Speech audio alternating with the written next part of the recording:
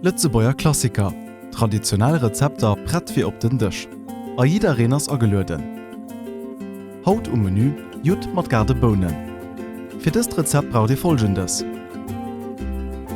500 Gramm geriecherte Jut, 500 Gramm Grumperen, 1 Glas garde Bohnen, eng Porrat, eng Ön, eng Mut, geriecherte Speck, 100 Gramm Mehl, 100 Gramm Butter, Peterseilech, Bohnenkraut, 1 Lorbeerblatt, 1 Nelcheskap, Thymian, Salz, Pfeffer. Alles geht mam Rezept. Et gi 6 Etappen.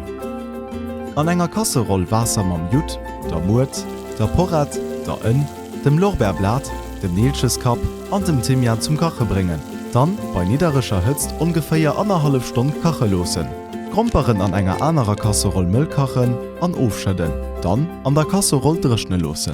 De Speck an Grumperen a klein Würfele schneiden, an enger Pan auslosen, Grumperen an de Speck an eng Schossel machen a Peterseilech drüber strehen.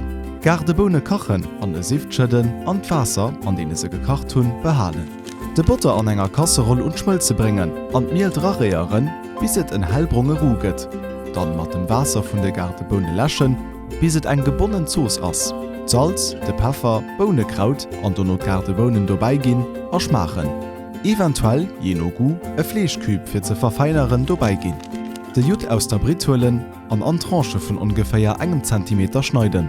Op engem Dave Plateau zerveieren, mat Moster dobei. Dir könnt de Jut durch Tempeh oder Tofu ersetzen.